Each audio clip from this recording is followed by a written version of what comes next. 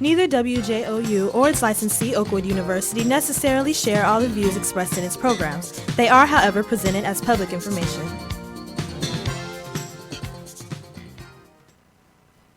Good afternoon and welcome to Second Chance.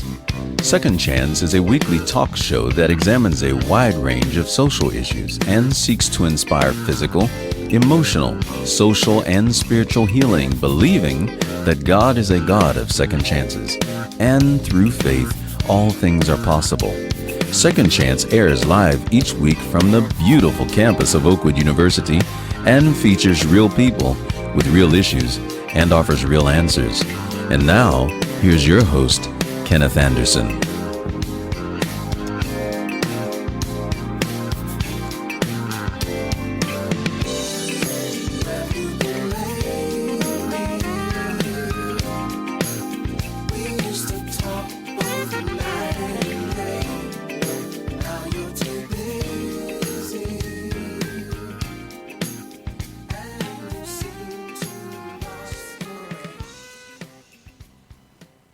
Good afternoon and welcome to the broadcast. Kenny Anderson, as always, delighted to be here with you in the studio at Praise 90.1 FM for the broadcast Second Chance. Every Sunday from 2 to 4 p.m. Central Standard Time, we have this awesome and incredible opportunity to share information and inspiration through this channel. Now, I've been fortunate to have this opportunity for over 30 years now, and of course, I'm looking forward to having more great dialogue today with my guest. And I'm not going to waste a lot of time mincing words. I'm going to go ahead and bring my guest right in as quickly as possible because it's necessary and it's essential to have her on this call. Her smiling face for the very first time, folks. This is historic. You've heard her voice many, many times in this broadcast sharing commentary. She is none other than my dear friend, Appreccia Faulkner, based in Chicago, Illinois, the founder of Global Strategists Association. How are you doing this afternoon, Appreccia? I am doing well. I'm so excited to be here, honored to be on the program and face-to-face with you through advanced technology. That's right. That's right. We finally made it, and it's not like we couldn't have done FaceTime before or Facebook Live before, but we wanted to make sure that we had a technologically sound and secure method to do it. And now that we have that, we have you and your beautiful, radiant glow all the way from, I'm sure, freezing cold Chicago. Yes, it is. 5 inches of snow just yesterday. Listen, you and I have talked about the winter experience in Chicago often. And I know that that's just par for the course. When you live in a great city like Chicago, you just kind of take the upside with the downside. Yeah. Very true. I wouldn't have it any other way. Very thankful. We didn't get a white Christmas, but we got a white January, so we'll take it. We'll take it. Very good. Very good. Well, look, it's been a minute since we've talked because anytime we miss an opportunity, we certainly know that it is, for me, a big loss because of the value that you have brought to this platform. And we're really looking forward to having that conversation with you today about a variety of different things that are going on. So let me just dive right in and ask you my first question today, because there's so much on my mind about what's happening in the nation, what's happening in the world. And I know you have some really great perspectives on all of this.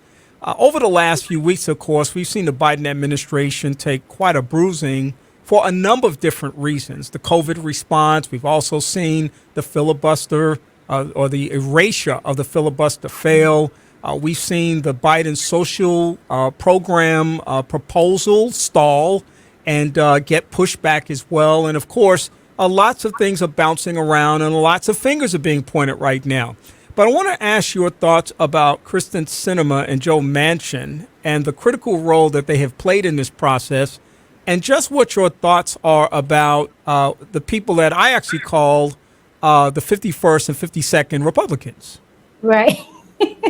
That's definitely one way to put it. It's so unfortunate. And that wouldn't be inaccurate, right? It's so unfortunate that our democracy, and then especially with the voting rights bill, has dwindled down to two folks, right? I think that in itself says that we have a huge problem, that we can be in power, Democrats can be in power, and yet still not be in power, right? And not be empowered to move the needle on something that's so crucial to our democracy and is disenfranchising an entire community. I don't know what they're going to do about Cinnamon Mansion, but I hope that, if it's not with this administration, with folks who are considering running and possibly looking at how they can advance the country, that they look at what can be done about these particular two folks who, this is not the only time that this has happened. This has become a recurrent theme with these particular folks, and whether or not they should, still be allowed to be in the party, with pushing against so much of what the Democrats want to do, and not just, again, with the Voting Rights Act, but other possible bills that could have helped this country in a myriad of ways. It's so unfortunate, and I just don't know what they're going to do about these two. Mitch McConnell famously said during the Obama administration that he was committed and invested to having a one-term presidency for Barack Obama, who, of course, defied that challenge. We didn't necessarily know about that meeting and that conversation right away, but it is clear that a similar kind of sentiment and perhaps even conversation has occurred one more time. The only difference to me, though, is that this time, unfortunately, in my estimation, the president is making some unforced errors. Mm-hmm. And he is, I think, trying to right the ship at a time when so many things are coming at him. And I absolutely acknowledge the challenge of being the president of the United States. Wouldn't have a clue to even begin to understand the magnitude of such a role. But I just wonder what your perspective is right now with regards to the Biden administration, and perhaps what grade would you give it and why? Sure. They're definitely in a very tight spot, right? Just because of where we are in the world with the pandemic brewing, with what's happening, in Ukraine, what's happening here with the voting rights bill. It's just so much happening at one time, right? For a very new administration, and in a lot of ways, for a lot of folks who I don't think understand how to work in this particular climate. And so I would, at this particular time, I would have to give them a C-. And part of that is because I feel like this administration is very hostile to its own base. And so I feel like they're constantly going after Trump voters and independents, but they are losing brownie points with the folks who actually got them in the office, right? And so particularly Black voters who have went out of their way in a very hostile climate to go out there and push Joe Biden, over the ledge and give him the presidency. And what we see constantly is, an administration that refuses to do everything possible to reward its voters by not blowing up the filibuster, by not canceling student loan debt, and a myriad of other things, by not even just making sure that folks have access to adequate testing, by not sending that out to every American household, by just now saying we're going to, supply masks. All of these things is what folks, the base, have been asking for months now, and they're being pushed there and they're being dragged there, essentially. With not any type of reward for people who have been consistent in supporting this administration. And that's unfortunate. So they get a C-, and they literally borderline D.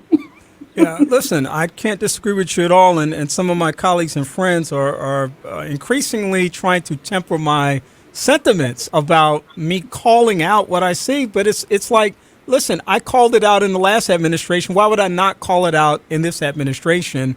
And I thought it was remarkably stunning to hear the vice president, who I greatly respect, say that we did not see this coming. We did not see Omicron coming. And I'm thinking, well, you may not have seen that coming, but the pandemic has been here. And long before you took office, there was a lot of conversation in the campaign trail, on the campaign trail and more, about what should be happening and what you would be doing if you were in office. Well, now you have to own it. You have the office. And you have had the office for the past year, and it becomes that much more challenging. You mentioned Ukraine, and here's a great example of where I think there's a problem. Mm-hmm. You mentioned Black voters, and Black voters are demanding voting rights protections. But yet, in the last couple of days, you've heard lots of Democrats jumping out there saying that we're going to defend Ukraine because democracy has to stand in the world. And I'm thinking, what about democracy right here in the United States? That is maddening. You mentioned student loan debt erasure. That would be the Hail Mary of a lifetime.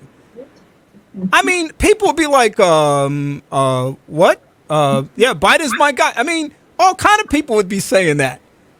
So it's almost like, as I said, these unforced errors and these sort of fumbling with the ball is not really helping out very much.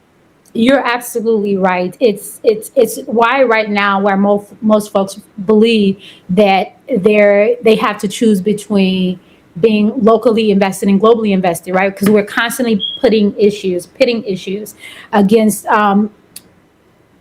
different groups of people, and voting rights bills should be at the center of this administration. And so if blowing up the filibuster would give, your most consistent base just a little bit of reward for being consistent and showing up, then so be it, right? Along with the same thing as we're talking about, canceling student loan debt. And this administration just seems very hostile, about those things that really got them elected. So I don't know where we go from here when you can't even bring up the conversation without the press secretary getting upset, the vice president getting upset, with Joe Biden kind of like putting on this, hey, I've got this type of mentality. And it's like, no, you're missing out. And what's going to happen is Black voters are not going to show up in the next election. So you're looking for being rewarded with a second presidency. And what you're going to get is an apathetic people, because we have not been rewarded for what we did just 2 years ago, almost 2 years ago. What do you think about the possibility, because there's already some talk about it, that Joe Biden is going to have a challenge in terms of his next run for presidency? I'm here for it. I'm here for it because I think that, the little bit that we have gotten out of this administration has been because they have been pushed. And it's unfortunate, that he would have to be challenged to do what he promised, number one, to do what he promised. Even the student loan debt conversation is I'm just flabbergasted that he has to see if as a president, he could possibly do anything. Like, what are you talking about? Like, seriously? Like, even if you didn't want to cancel 100,000, okay, I could see that. You as a president can't make that executive decision. You're an executive of the country. What are you talking about? You could even go to Congress and negotiate a deal or a package when most of us know that the people who suffer the most are Black folks. So you're not giving Black folks anything. You're not giving us student loan debt cancellation. You're not giving us the voting rights bill. Why are we vested in your next presidency? So a challenge. The George Floyd bill. Right, the George Floyd bill. We're not getting anything out of this administration. I will say that there are some things that I liked. I won't say they haven't done anything, but the things specifically to Black folks, who is at the heart of you winning your presidency, you have not rewarded. So a challenge would be good. Let the challengers arise. Yeah. What did you make of the fact that when the president went to Georgia a few weeks ago, there were several I've been told they were not quite as prominent as I've called them to be prominent. But the point I was making was, regardless of if those groups that boycotted him being there were prominent or not, that became the headline as opposed to the messaging that he brought to that particular platform. And you cannot neutralize the fact that Stacey Abrams could not rearrange her schedule to be there as she might have had he been a more popular president. And had he done what he said he was going to do. See that what I think, this administration and many folks alike think that Black folks just like hope, like we do like hope. But as Dick Gregory said, hope only goes so far, and so it's you won with, trust in me, I'm going to do this. But then you have to deliver on those promises. And what Stacey Abrams saw was what we all see, is that we can't count on you in the time of need. And so because of that, what I saw was a people who are angry, who are tired, who are now looking at other options. And that's not good for this administration. No, it isn't at all. We're talking this afternoon to Appreccia Faulkner. She is based in Chicago, Illinois. She's the founder of Global Strategists Association. She's one of my favorite all-time guests. She's a regular commentator on this broadcast, and I'm just delighted to I can just sit here for the next 10 minutes and just watch her, because this is the first time she's been seen, and I hope that lots of people are tuning in on the Facebook Live feed. She's always here for some great information, great insight, great perspective, but now you can literally see her today and be able to feel the vibe all the way from chilly Chicago. Yes. Appreccia, I want to continue in the conversation with regards to the upcoming election. Of course, everybody's beginning to turn their sight to the 2022 midterm elections, and not too far behind from that will be the 2024 presidential election. So I want to ask you two questions. I'll ask you the first one with regards to the midterm elections. The premise that Democrats are not going to fare well and that they're going to lose both the House and the Senate. What are your general thoughts about that? I don't know. I guess I'm still, like many folks, are looking at what's happening. I don't know if we are that far along yet in folks making up their mind. I know people are very angry with the Democrats and don't feel like we're getting the best deal at this particular moment. I don't know what that means for, a couple of months down the road, right? And the challengers who arise, because sometimes people you just cannot go for the challenger. And it's like, okay, now I'm forced to choose who I probably would not have voted for, but now I'm stuck with, because at least it's the devil I know versus the devil I don't, right? So I don't know where we would be down the road. I just know people are upset with this administration. And that in itself is not a good look, because we don't know what challengers may arise and what would appeal, to the Democratic base. Yeah, and we, of course, have to watch that very carefully. But one thing we definitely know, and you alluded to that a few minutes ago, that if blacks don't show up, if women don't show up, they're definitely not going to prevail in the midterm elections or in the 24 presidential election. Absolutely not. And, this has been a long lesson for Democrats, going back decades now, is that every time Black and brown folks show up to the ballot box, they then turn their eye to Republican voters. And it's like, okay, we realize we didn't win with them, but let's give all our attention to bring them back in. Those folks are not coming back. And I don't know if they just don't like their base or what the issue is, but they seem to never pay attention to the people who got them elected. And so what they're going to wind up doing is risking everything for the sake of a few folks who are never coming back to begin with. Yeah, it's maddening and it's frustrating. And, every time you see, as I said, missed opportunities and fumbles on the goal line, you just have to wonder about where we're headed with this whole thing. Last thing about the 24 election, he's not declared yet, but it is widely believed that he's going to be the presumptive nominee.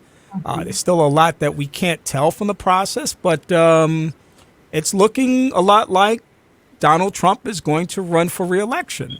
And should that happen, with so many Republicans on record as defending the big lie, and so many Republicans rolling their sleeves up for a big fight, and so many Republicans having laid the foundation for this transition, whether we're talking about the voting rights suppression, whether we're talking about rolling back Roe versus Wade, whatever we're talking about some real fundamental challenges to what many people have traditionally defined as democracy. What are your general thoughts about the possibility that Donald Trump will run again? And if he would run against Joe Biden, his chances of winning? The very thought of this. Yeah, right. Okay, so there's a kind of, you just took me back to my psychology roots. There's this thing called reality therapy where you got to confront certain things that you don't necessarily have an appetite for, but yet, you got to kind of face it as a possibility, and then you got to kind of do something with it. I'm going to let you have it from there. I don't even know what to say to that. I'm like, every time every time I think about it, I just keep saying I'm seeing a black superhero by the name of Letitia James. Like I see somebody swooping in with a cape. That's my hope. That, the Attorney General of New York is saying not so fast, right? And beyond that, I don't even know what to make of it. It just seems like we're living in the Twilight Zone. Like, this is surreal that you can literally, you can literally try to take down the democracy, of the most prominent nation in the world, and yet still possibly have a job. Like, it just doesn't make sense to me. And so all my hope at this point is in a black woman out of your home state of New York. Not all heroes wear capes. Right. That's right. More power to the Empire State. Right.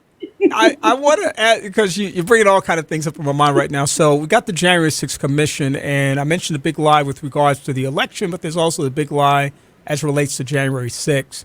I have, on record, expressed my frustration with the January 6th Commission. I'm a little impatient. I understand process has to take place, so I'm not real hard and I'm not real vocal about it, but it just feels ceremonial to me. It continues to feel ceremonial. Like, we're going to kind of go through this phase. We're going to call some people out. We're going to subpoena some folks. We're going to go through the back and forth of different things. And then there's going to be some concluding event. And then we'll say, for historical purposes, the January 6th Commission existed. It did this. It landed here. And now life goes on. What do you feel about the January 6th Commission? Oh, I'm with you. I'm being a total pessimist on this. I don't see what is going to come of it. I don't have a lot of hope in these folks. And it just seems like we got more out of the Benghazi investigation than we will ever get out of this particular commission. And when I say all my hope lies with Liz Cheney, then Right. It's like this is part of the frustration that folks have with Democrats. Like, you are all bark and no bite. You talk more than you do. Like, the fact that this feels so ceremonial is a problem for folks. And so I don't have any hope in this. I wish I did. But when the toughest statements are coming from Liz Cheney, then we have a problem. Wow. That's spot on for sure. And I keep saying this is the last thought I have on this topic, but clearly there's so much more to talk about. I got to ask you this because I'm hearing this a lot. It's something that I have felt a little weird about, but when you mentioned the Twilight Zone, I obviously thought about this. This notion that we're headed towards civil war. Now, as a person who understands and respects the power of words and also understands the fact that what we invest in terms of our lives, we become. So whatever we spend a lot of time doing or thinking or promoting, it really becomes a part of the reality. It becomes part of the narrative. So we've got all this talk about division in this nation. We've got all this talk about civil war. We've got all this talk about hatred and political strife and more and more. From 1861 to 1865, one of the worst periods of time in our nation took place. And many of us thought we would never, ever see that again. And that the Civil War would basically be a footnote to history in terms of the magnitude, its impact on our democracy, and more. But to hear people literally talking about a new civil war is, to me, bone-chilling. And I wonder what your thoughts are about that whole notion. And, of course, my mind begins to try to envision what does that mean. But I think that in many ways, the issues with voting suppression, some of the challenges we have in law enforcement and more, is representative of what people are concerned about. And also the intolerance that people have across political lines. What are your thoughts? I'm always very careful about that type of language. And I have seen it on social media a lot, and I've heard it in discussions. I think when I hear that talk, what I think of is that where they think Black people are, that we're super fed up, that we're tired, they're still a line that is before us that Black people are kind of trying to be very thoughtful and careful about, right? And I think about a young lady who went viral that Oprah had interviewed when she was saying, be very thankful that Black people want justice and not revenge, right? That to me, when Black people want revenge, that's when I think of civil war. We're not there yet. And so I think to toe that line is to try to push us, to be less thoughtful about our decision making and the power and also the impact of our young people with our decision making is to be a little bit like, I want to say careless in discussion. That's why I'm always careful about that language, because I'm like, what are you saying? Because we're at the point where we're no longer taking any of this, that we're speaking up, that we're harnessing power. That does not necessarily mean civil war. We're not there yet. Now, where our young people would be, because they're seeing this manifest and they're seeing us constantly fighting like we saw our grandparents and our parents fighting. We're getting more empowered, but we're not there yet. And I think we have to be very careful with that language, because what it does too is turn people directly off. And I'm talking specifically within our community to fight and to be more methodical about what we do and the tools that we give our young people. So I don't think we're there yet. I've got about 3 minutes, but I want to at least acknowledge that all politics at the end of the day is local. Lori Lightfoot is up for re-election in February of next year. And I could not end the conversation without giving you a visual opportunity to share your thoughts about the ongoing challenges of the current mayor of Chicago. I'm always mixed with Lori Lightfoot, and I'm mixed because as a Black woman, I want to support her winning, right? I want to see her win. I think in some regards, she has done some good things. There is investment in this city that we have not seen in quite a while. In Black and Brown communities. She has an initiative called Vest by Southwest, South-Southwest, and it has been really good for Black entrepreneurs, Brown entrepreneurs. There's also a lot of local initiatives that are just now taking root that kind of came in with her administration. However, there is a lot of missed opportunities, and there is a lot of same thing with our national administration. There's a lot of hostility when folks call them out on certain issues. The whole issue with CPS and CTU not too long ago. Just today, so many of my friends are upset that the streets were not clean in most of our neighborhoods. Most folks could not even get out to get to work, right? And so that is a challenge, because if you can't work, you can't pay your bills, and that comes back on the city, the administration. Of course, there's also a state issue with that, but there's the little nuances. I don't know where she'll be. I know right now she does not have public popularity.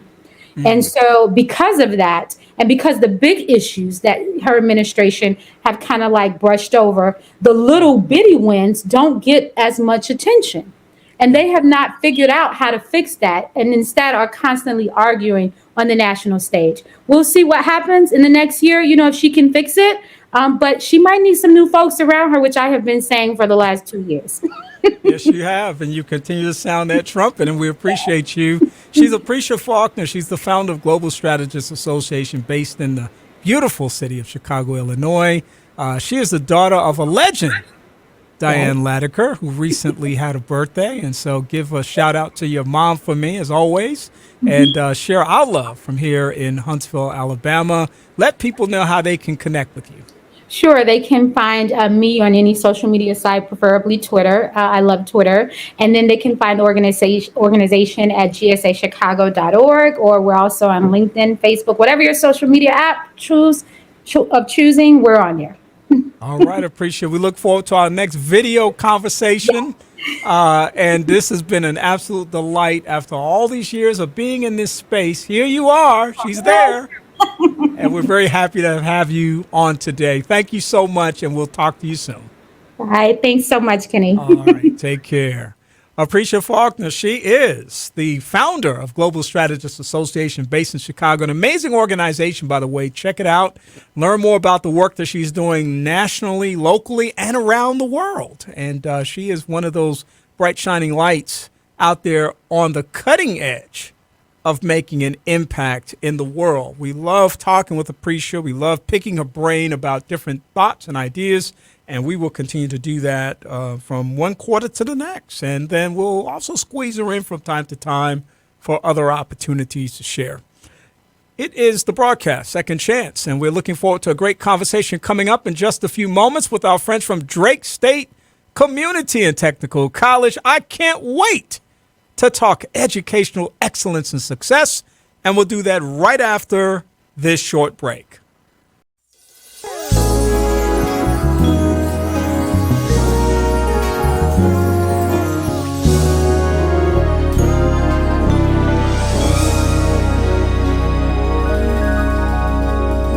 Some days it seems like it'd be easier to just let go. I know you're praying for a change, to see a sunny day. Nothing good has come your way for so long. You need someone to understand this place your heart is in. You just want to dream again and believe. Yeah. Your skies may look dim and gray, but know your breakthrough's not far away. That's what we want you to do. So hold on. Yes.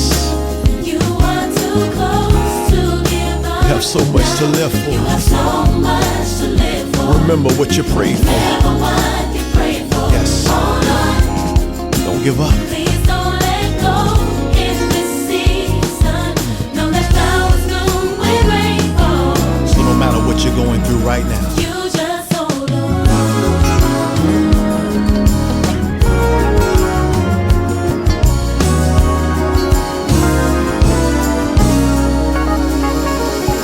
come on, Monica. You ask, will this go away? Know that God can feel your pain. Believe he'll never fall short of his word. Sometimes we forget that he holds us in his hands, but I'm reminding you, don't give up. Yeah. Sometimes your skies may seem dark and gray. We all have days like that. Just know your breakthrough's not far away. Hold on. Hold on. You are too close So to close, give so up. close You have now. so much to live So for. much to live for.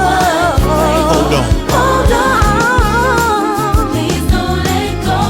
Don't let go in this tough season, because Know that flowers bloom When rain falls the rain on, falls. So listen, you just hold on. I'm speaking from experience. Been where you are. I was there. Almost at the breaking point in my life. My life. Yeah. I know you say it's impossible, Yeah, yeah. but you've got to hang on. Because it's just about over. Just about over. But here's the good news. Listen, All of your dreams, Your dream. all of your desires Yes, say I, yes, are say I. coming to pass. Whoa, So whoa. I'm telling you, don't lose your faith. Don't lose your Hold on to faith. His word. Don't give up. come on, Fred. Sometimes your skies may seem dim and gray, but know your breakthrough's not far away.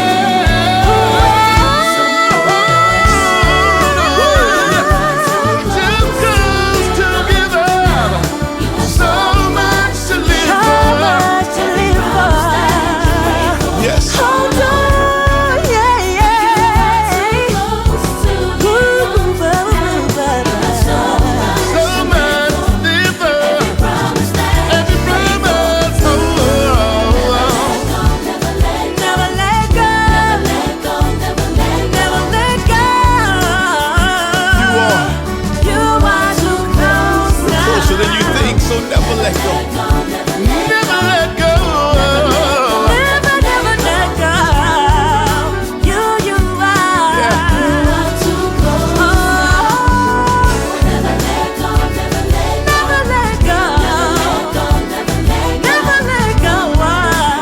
gotta endure because You're close to it now, so don't give up.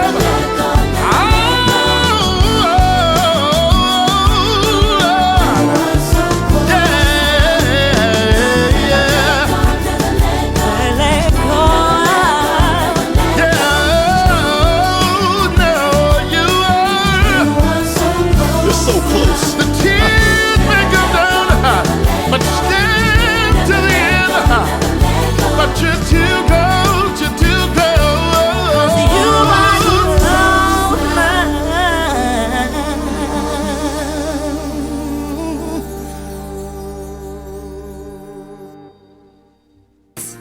You're listening to Second Chance with Kenneth Anderson.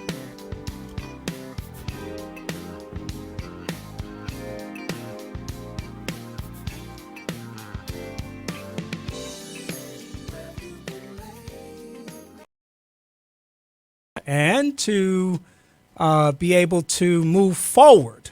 That's why that song by James Fortune and Fire says, hold on. And we hope that that is exactly what you'll do in the midst of these challenges. It is my privilege from time to time to have a conversation with a group of individuals from Drake State Community and Technical College, led by Dr. Patricia Sims. Dr. Sims is having some camera challenges today, so if you're on the Facebook Live feed, you may not be able to see her, but I believe that she's there. Dr. Sims, how are you doing this afternoon? I'm doing fine, Kenny, and I'm baffled by my camera. I'm working on it. So it was working fine just a moment ago, and then it's gone. Yeah, you know, technology does that, so we just accept it as it is, and we just keep moving forward. Okay.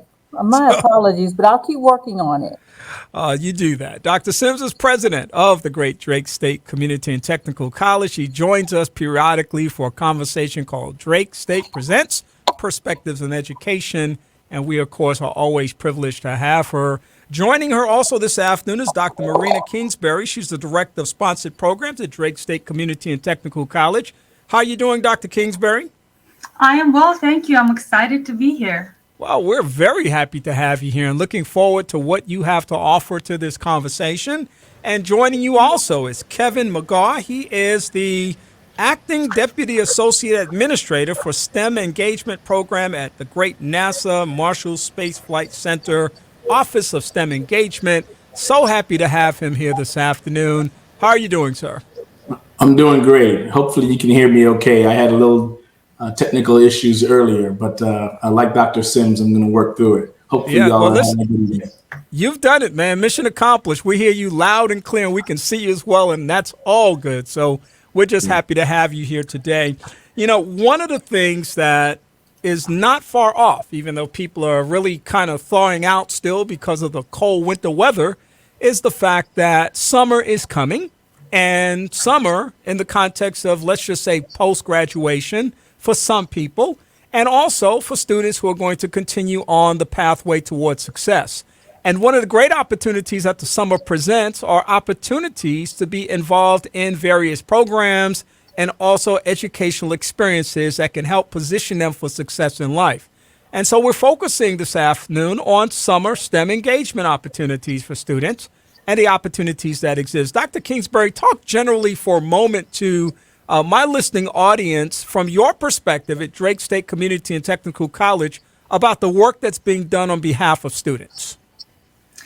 So summer STEM opportunities are important because usually when educators look at the summertime, right, they see it as sort of lost opportunity because students are not in the classroom, they're not receiving educational content, they're not engaged. So this is a great time to pull the students in and provide more engagement, provide excitement opportunities. Related to STEM especially, these opportunities are exciting and important because one of the reasons why we don't have a lot of diversity in STEM careers is that there are segments of students from various diverse backgrounds that don't feel that they belong in STEM. So various engagement activities that we can provide with summer enrichment opportunities bridge that gap and provide provide these opportunities that not entirely related to your traditional classroom setting. They're more hands-on, they're more exciting, they're more engaging for students. And these are opportunities that matter a lot in the students' lives. And so we here at Drake State, of course, as a community college, we provide your traditional academic education. We provide career training and provide professional certificates, but we also provide these what we call summer bridge programs that bridge high school and schools environment overall with engagement opportunities and provide sort of a glimpse into what college looks like, and provide opportunities for students to see what they can learn and what they can be being a college student. Yeah, the concept of bridge I've always loved because it is a visual word. I think about a bridge as being able to get me from one point to the next. I see it in terms of something that provides stability and support, direction and more. And so when we talk about that in an academic context, I think it's very exciting. And Kevin, I know that when we talk about it from this unique perspective of working with one of our local HBCUs that, of course, does not simply isolate students of color, but definitely provides a strong foundation for them, the area of work that you're in the great NASA/Marshall Space Flight Center, to be able to create these bridge opportunities for students has to be tremendously gratifying and exciting to you. Talk to me a little bit about your work on behalf of this initiative. Sure. So particularly gratifying for me, I'm an HBCU grad myself. So I have just a passion for historically Black colleges. And so it's good to have an agency that shares that passion and an administration that is committed to trying to really move the needle when it comes to connecting with minority serving institutions. So I'll just tell you, NASA is a place where there's some tremendously passionate people engaged in next level kind of technology development work that just inspires young people to get involved in STEM, right? And so literally later this year, the Artemis-1 mission, we often call these young people that we're talking about the Artemis generation, right? And this later this year, we'll launch Artemis-1, which is this mission that we have to explore the moon and on to deep space. And the rocket that those explorers will travel on is the Space Launch System, or SLS as we call it. And it was developed right here in our backyard at Marshall Space Flight Center, right? And so everything that we do is just kind of cutting edge and inspiring. And I'm blessed to be able to be in the space where in STEM engagement, our sole task is connecting students with the NASA mission. And so that's what we do as an organization within NASA. And so Dr. Sims and I sat down probably a little less than 3 years ago and said, hey, how can we connect Drake State to that NASA mission? And the beautiful thing about Drake State, it's a historically Black college and it's a community college. And so those are two areas where we really want to connect better with our community colleges. We want to do more in the HBCU and minority serving institution space. And so Drake State was a sweet spot that we just connected, and it started with internships during the summer. It led to students participating in challenges, and now we've moved on to cooperative agreements and grants. And so we're just making tremendous progress in that space, and Drake State's right at the middle of it. I am always congratulative of Dr. Sims' efforts on behalf of students. There's no question where her heart is in terms of students, but there's also no question in terms of where her vision lies in terms of creating these innovative opportunities and spaces for people. Dr. Sims, I wish you would give us some perspective again, as you have in the past, about why these kinds of partnerships are so important and why you pursue them so passionately in your leadership role as the president, but also you've done it for years as an academic dean and as a classroom instructor. I mean, it's just part of your DNA as an educator.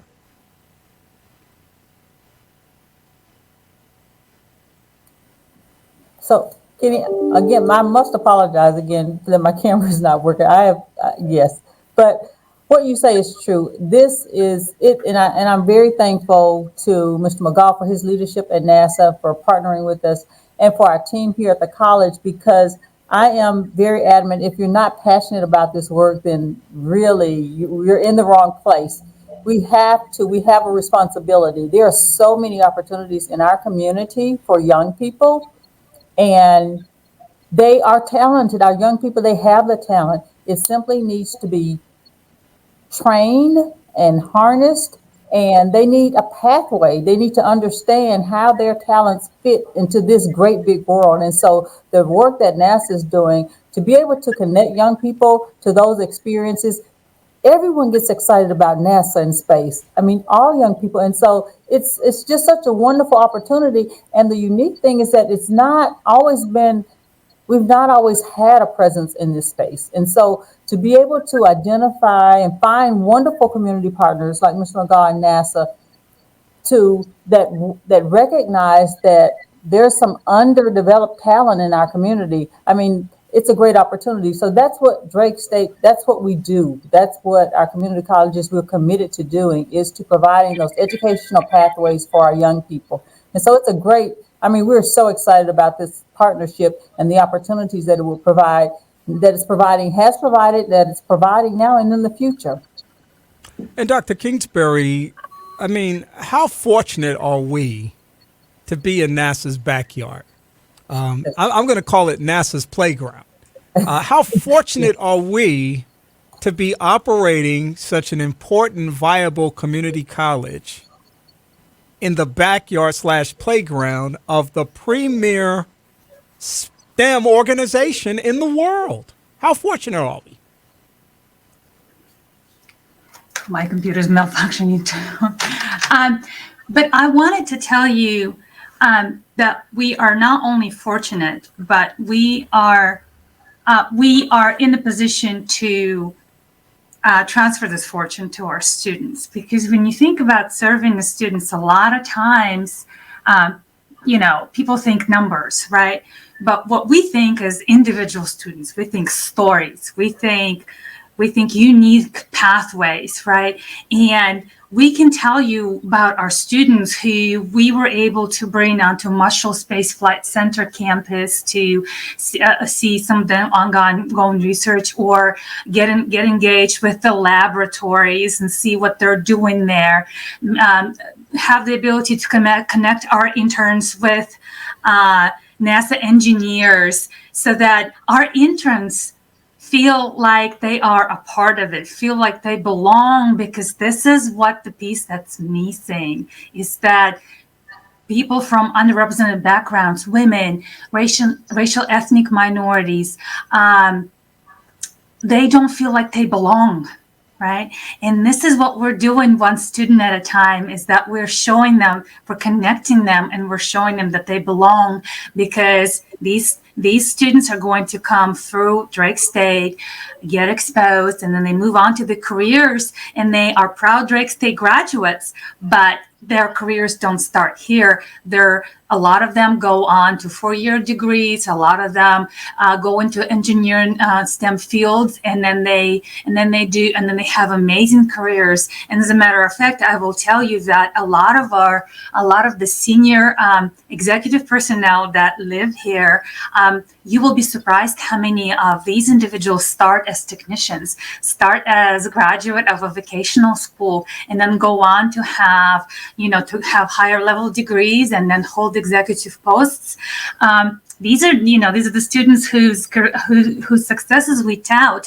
But with our programs, we also help students who don't thrive in regular educational environment, who get intimidated by calculus and algebra, and they drop out, right? The way we structure our curriculum and provide internship opportunities and other opportunities for our students is that we bring those students in, bypassing the traditional academic way that don't work for them. And this is what's so exciting, so that we can connect them to the NASA, and we can connect them so they can stay here and play in NASA's backyard, because we are here. Yeah, absolutely. You know, as you're talking and you're naming different groups of people that can really benefit from these opportunities, I just had a flash in my head about Richie Parker, who many people may not know, but Richie is an engineer who works at some of the highest levels of NASCAR racing. Richie was born with no arms, and he is a phenomenal engineer. And I'm thinking about the opportunities that even afforded for people with disabilities in an innovative and creative space such as this, simply because these opportunities exist. So no one is excluded from this process. And this is a great opportunity for so many people.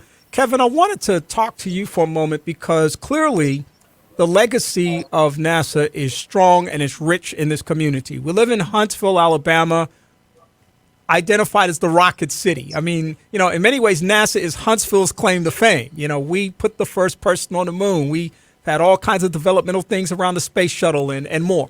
Lots of partnership kinds of things and lots of, cutting edge kinds of things that have taken place. And I just wonder, you know, as I'm sitting back as a layperson, listening to these great opportunities that Drake is providing for students, I just can't help but imagine how exciting that's got to be to have an opportunity to present to them to become a part of the extended legacy of what NASA has represented to the world for so many years. What are your thoughts about that? So I strive to be a student of history, and so I'm with you, right? That the legacy of NASA is deep, and the connection between NASA and Huntsville that runs deep, right? And it's current. We are currently in a place where we've developed some really strong partnerships with colleges and universities in this community. Drake State being one of the primary ones. But, you know, I will tell you that in addition to the historical and the legacy that you mentioned, there's just a sheer desire for success within NASA that is directly linked to these students being a part of our efforts today and in the future. See, the truth is, we can't do this in a vacuum, and we can't just do it with the folks that have done it for us in the past and are doing it for us now. We've got to be looking towards how we can connect the best and the brightest for our future if we're going to continue to lead the way, right? And these students that we're talking about, the students that you mentioned, students with disabilities, students from underrepresented groups, students from MSIs, you know, these are all the best and the brightest that we know are going to be a critical part of the workforce going forward. So our efforts are to connect with them, to give them opportunities, but also we realize that we want the best ideas, the most creative ideas to the most challenging solutions. And those solutions, we want solutions to the most difficult challenges, I should say.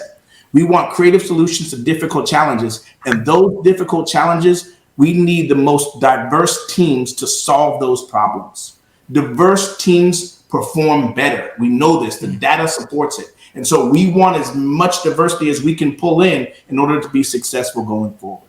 I want to get my cheerleading pom-poms and just start shouting and raising and going crazy, man. That's some good stuff right there because you're absolutely right. And, you know, people, I call them diversity resistors. People who are diversity resistors should just take that into some context and understand how much diversity enriches their opportunities and their abilities and broadens the world in which we live. What a beautiful way to paint that picture for us. We've got just a few minutes left. I want to make sure we give people information about how to learn more about this. Dr. Kingsbury, do you have some information that you can share, or is it Kevin? Who's going to tell me about how students can get plugged into this opportunity? Sure, I can run you through. So information is located at drakestate.edu, or we post information at Drake State's Facebook page or Instagram feed. We also have a YouTube channel that has a lot of very interesting stories about our success stories with our students. Please check with us. We are planning a summer bridge program for high school students. It's a 2-week program that is going to be around the first 2 weeks of June that is supported by NASA through Minority University Research Education Program, MUREP. And Drake State is proud one of the 6 nationwide universities and the only community college that received that grant.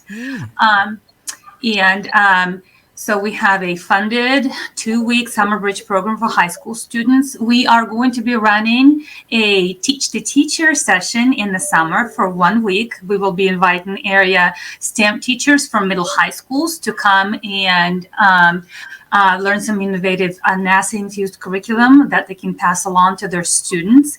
We have funded internship opportunities for our students that are pursuing engineering careers with not only Drake State, but we also partnering with Middle Tennessee State University and another HBCU down in Louisiana, Southern A&M University.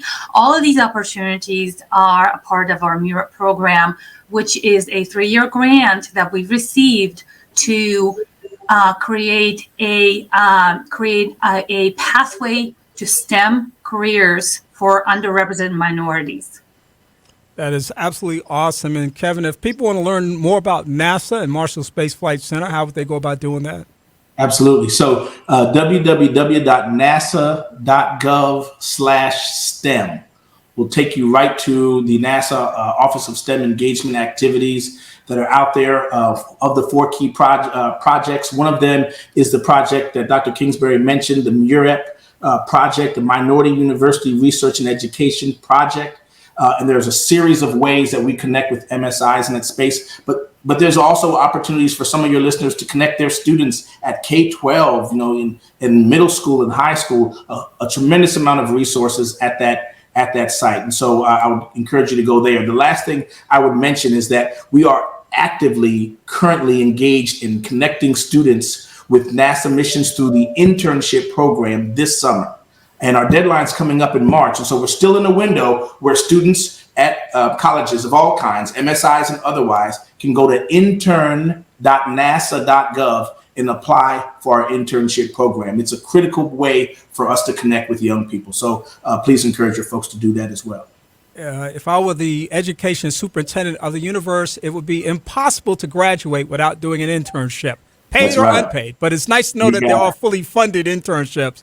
But I just think that is a most wonderful way to enhance the bridge that we're talking about. Dr. Sims, I've only given you 30 seconds, but I want to take 10 of those to give you kudos for your vision, your passion, and your continuing to lead and shine the light on these tremendous partnerships and opportunities.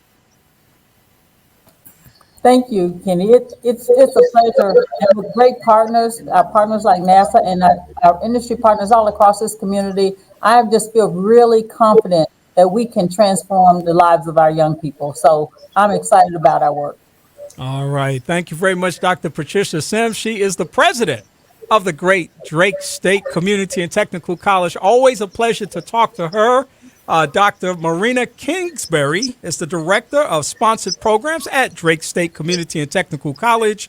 And Kevin McGaw is the acting deputy associate. I got to get this all right, Kevin. It's a mouthful. The acting deputy associate administrator for STEM engagement programs at NASA Marshall Space Flight Center. I know you can't work out there without knowing my boys, Lucius Hires and Larry Mack. So those are my friends. Well, tell them what's up when you see them. Tell them you had a chance to chat with me, and I look forward to talking to you again in the future. You guys have a great day. Thank you. All right, fantastic. Oh, boy, folks, I tell you, what a great conversation this afternoon, and what a tremendous opportunity to be able to talk to a great team of individuals who are making some great opportunities available for young people and non-traditional students who are attending Drake State Community and Technical College. That's what this broadcast is all about. It's all about sharing good information that you can use. And I hope, folks, as you're listening this afternoon, that maybe you're excited about the opportunity for your children or your relatives, your friends. Please share this information. I mean, they're funded internships, folks. I mean, this is a great opportunity for your young people and your potential future scientists and engineers and more to be successful early in life because of these rich experiences, and we hope that you'll take full advantage and opportunity of those on this afternoon. We got a lot more for you today, and I'm going to come back in just a few moments with more of the broadcast. It's Second Chance. I'm Kenny Anderson. I hope that you're having an amazing day. Why do we say praise 90.1 FM? Because the blessing is in the praise. And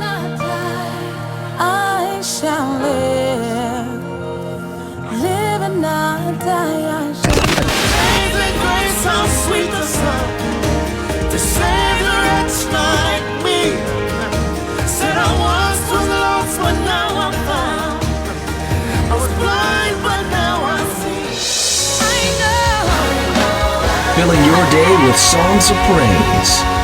Praise 90.1 FM.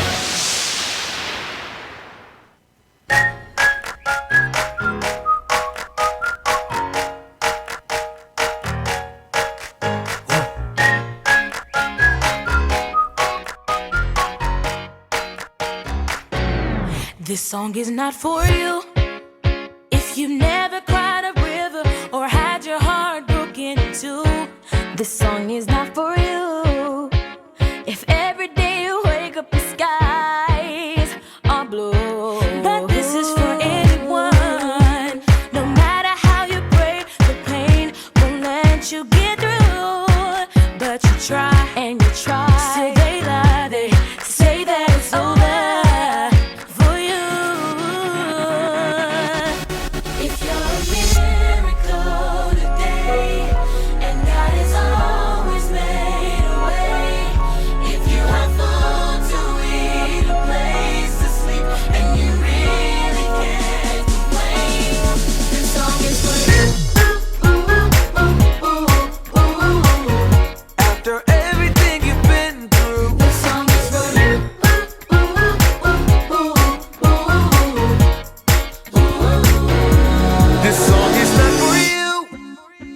If you love judging others, but you make the same mistake, the song is not for you. If you think your name is Jesus and forget you're in need of grace, but this is for anybody who needs a little mercy just to make it through the day. Oh, but you try and you try, still they lie. Oh, they say that it's over.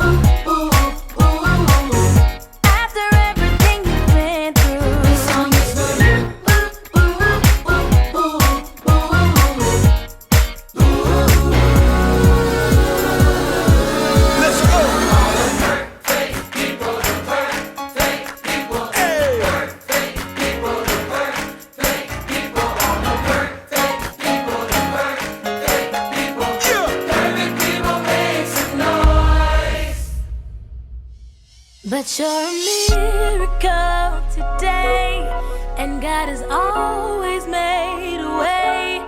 If you have food to eat, a place to sleep, and you really can't complain. If you're a miracle today, and God has always made a way.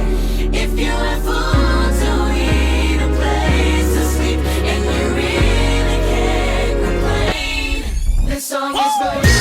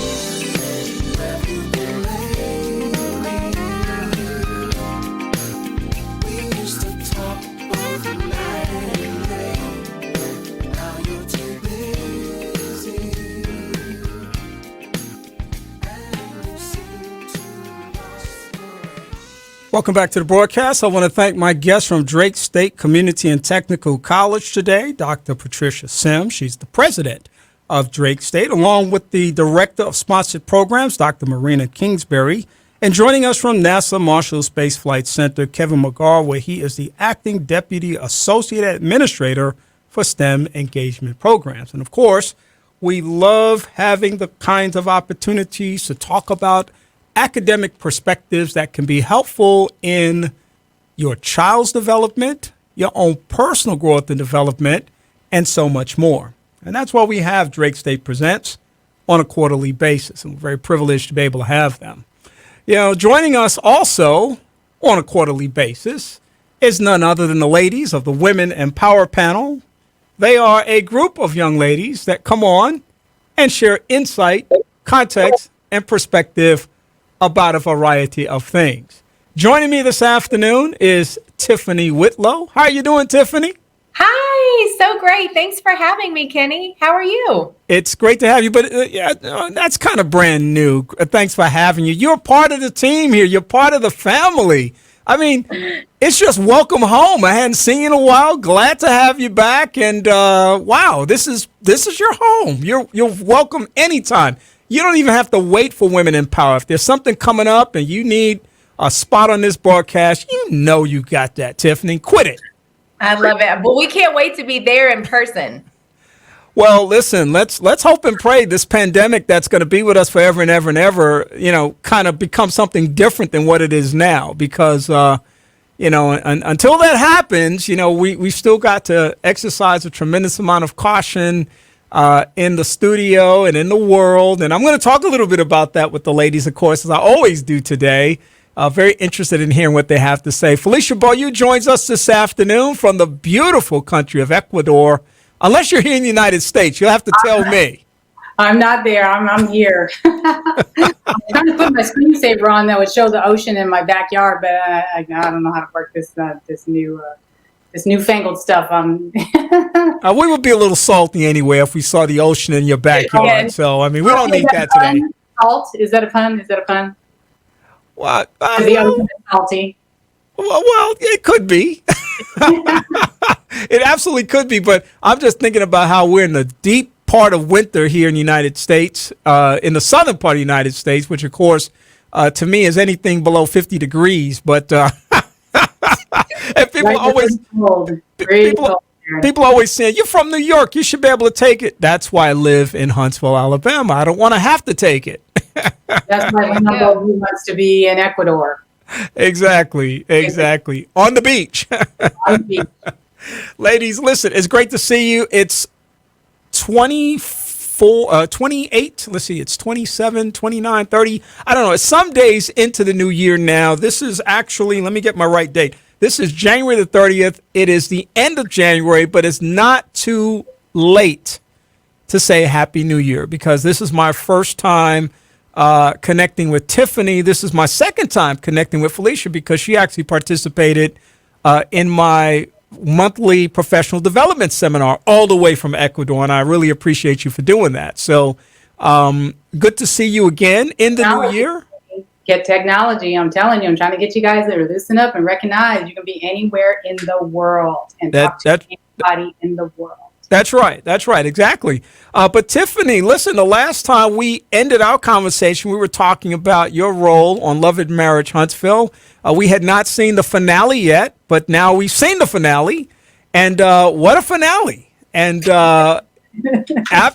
absolutely amazing information, interactions among the crew. And do you refer to yourselves as the crew, the staff, the stars? What do you refer yourselves to yourselves as?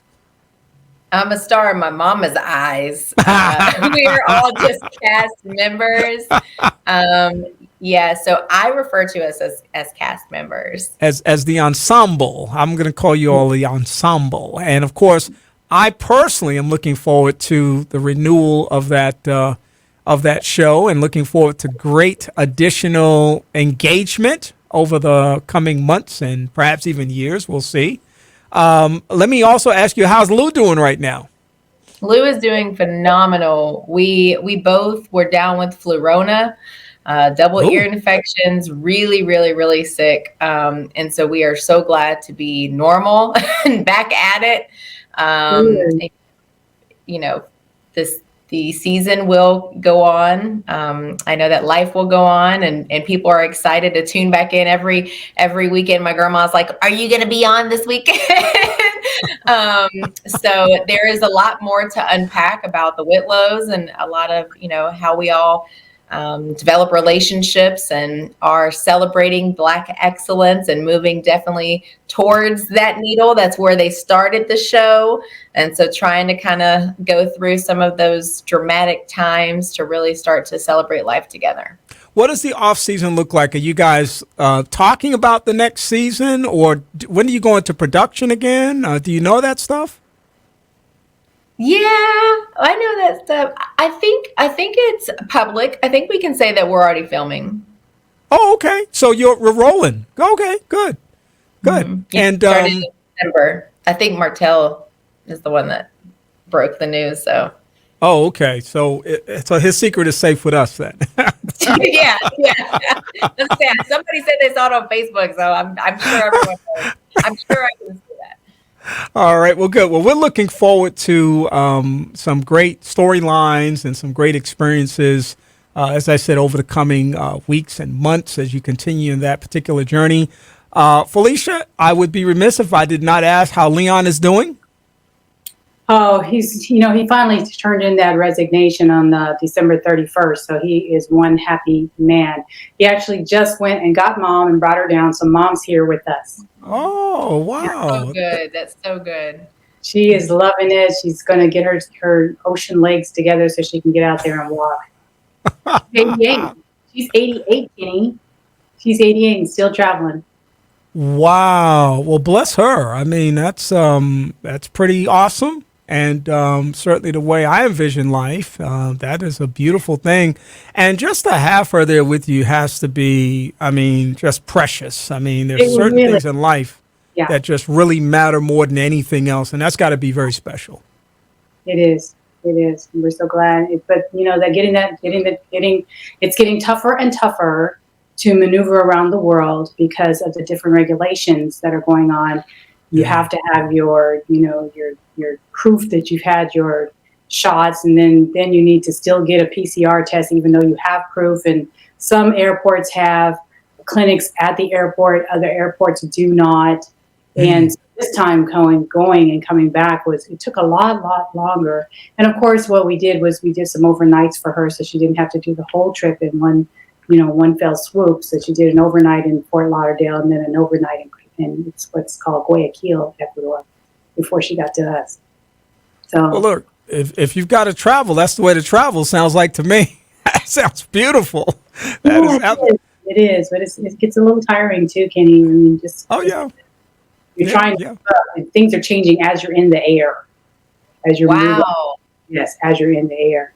And then Leon had a really interesting thing that he said. He said, in order for me to get to the United States, I had to have my vaccination card and a PCR test. But people who are flying within the United States, say from New York to California, they don't have to have anything. So it's just the weirdest thing, isn't it? Don't you think? Well, it is weird. And I wonder what you all thought, or you all are thinking, about this whole conversation that a lot of people are having about people having to be required to have a vaccine before they fly. What do you think about that, Tiffany? Lewis and I flew to New York a few months ago, and in order to get in the Apollo Theater for an event, we had to have our vaccination cards, and then you had to be done. And so it's not new. I believe in other cities, they're taking it a lot more serious. And it's required in restaurants, it's required everywhere. And so, down here in the South, it's like a surprise. I mean, in New York, it is required everywhere. And I know you're a Yankees fan. I know you know New York. So, I mean, you're not walking in the door at a local gas station, I feel like, without it. And everyone, Kenny, is masked. So, if for some people that adds that extra layer of protection, safety, just to know that the person next to you is also, vaccinated and hopefully cares about making sure that they and their family are protected. So to each its own, but it does help and it does make you feel a little bit safer. So what about flying? I mean, there are lots of ground rules, as one might put them, but what about flying? Because that presents for many people an extra degree of sensitivity because you're in a cabin and the air is controlled and all kinds of different concerns that people have. I personally think one of the great sacrifices that we should be willing to make is that we require vaccinations for flying. That's just me. Now, if people choose not to, I'm not going to get all upset. I can just choose not to fly.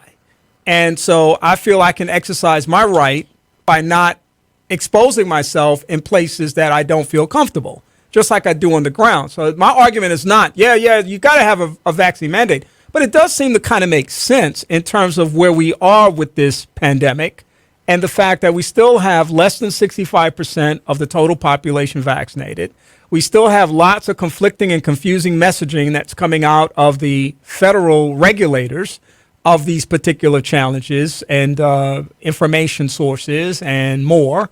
And you still have people that are on the ground willing to duke it out over whether or not they should vax or not vax, or whether or not they should mask or not mask. And I mean, for me, again, that's not my argument. If I can control the place that I'm in, then I can choose not to be in those places. So I don't lose sleep over that. I'm not going to get an ulcer. I'm not going to beat anybody down because of those kinds of things. But there's a lot of energy around that. And a lot of that energy is in whether people should have to require vaccination proof in order to fly. Felicia, what do you think? I think so, because there's so many people on a plane. And you don't know, and there are people that are sneaking on planes or pretending like they have the PCR test or whatever it is. We knew of somebody who I don't know how they got to Ecuador without the PCR test, but they did. And they were saying that God helped them to get there because they knew they needed to be near their family. But I thought, if that's happening with this person that was able to, I wouldn't say he snuck through because things were all wide open for him to get here. But if that's happening for him, how many other times is it happening for people who actually have COVID, who are getting on our planes, who are exposing themselves to us, and we don't know it? And we're trying to do our best by following the law and following what the president says and following what the airlines are saying, and yet you're still not completely covered. So my thing is, I'm not going to worry about you. You do you. I'm going to do me. And I decided that as long as the president says that we need to wear masks when we're in airports, I will be wearing my mask. And I've said this before, I will be wearing my mask wherever I go because I'm responsible for me. I'm responsible for my own family. That's all I do. Yeah, that's exactly how I reconcile all the tension. It's like, look, you do you, I'm going to do me. And a big part of doing me, of course, is, I turn down lots of engagements to be a part of various things. I'm very selective when I get asked to speak a lot. And, one of the conversations, in addition to the fact that, it used to be, where is this? What time is it? How long is it? Sometimes how much is it? That kind of thing. How much compensation is there? But now it's like, what are your COVID protocols? Yes. I have, my monthly meeting that I do just this past month, and I'm going to do one again next Wednesday in public. But only 8 people can be in the room, and they all have to be masked. And the room is a big room that's all spread out. And so I can control that space, so I feel comfortable going into that space and inviting people into that space. But if you're inviting me into the space and you're like, masks are optional and, they're going to be, let's see, the capacity is 150, and I think we have 100 people on the list right now. I'm going to think twice about being there because I don't know that for Kenny Anderson that's safe. I still have a 77-year-old mother-in-law who lives at home. My wife still lives at home. I'm out all the time. They're in all the time for the most part. I've got to be mindful about that. And it's deeply challenging to me to see people just sort of recklessly moving about. They don't think it's reckless. And I don't even think they're fighting for their freedom. They're just not always, I think. They're not COVID mad, Kenny. They're just tired of being in the house all the time. They're just tired. Well, it's not just being in the house. It's having to do certain things. I mean, you don't even hear people. Okay, let's break this down. You don't even hear people saying something that was fundamentally told when we first found out about this pandemic. Wash your hands for 20 seconds. You never hear that anymore. Okay, so what? I don't need to wash my hands anymore. I don't need to sanitize anymore. I mean, so it's sort of like we've just kind of thrown everything out. We've thrown the baby out with the bathwater, as the old folk used to say. Yeah. Well, I'm really glad to hear that your wife's still living at home. That's a good point. I also feel very sensitive. Well, Tiffany, wait a minute. I got to check you on that. Of course she's living at home. I mean, she's working from home. I know what you meant. She's working from home. What you calling me out like that for? Well, Felicia and I both caught it because I saw her giggling at the same time that I was. What did you catch? You said my wife's still at home. Yeah, she's working from home, so she doesn't go out as much as I do. We're messing with you, Kenny. No, okay. But that's a great point. So Lewis and I being down literally to the point where I'm not checking an email, I'm not responding, I didn't see my family. Really I was afraid at passing COVID to my grandparents. Everyone in my house tests every single day, period. I don't care where you've been, I don't care where you are, you're taking a test. Because I am afraid of being a person that passes it to someone else. Is that one test a day? Do you do it in the morning, the evening, after you've been exposed to people? When do you do it? In the evening. And so the kids come home from school, everyone's taking a test. I know that sounds so oversensitive and anal, but it's what works in our house, and to each its own. And my grandparents are around the corner, and they're 85, years old, and they're it. But you did bring up a good point. So you can be vaccinated and have COVID, right? Yep. So when getting on an airplane, do you feel extra protected if maybe people had to take a COVID test prior to get at the airport, right when you're getting on the plane, you're sitting there waiting for your flight? I mean, would that help? It would help, but it wouldn't encourage me to get on the plane, because you can have a false negative or a false positive. Mm-hmm. And so because the process is not 100% guaranteed, you still can't know. The only 100% guarantee I have is don't get on the plane. So that's why I'm saying I control what I can control. I've not flown anywhere since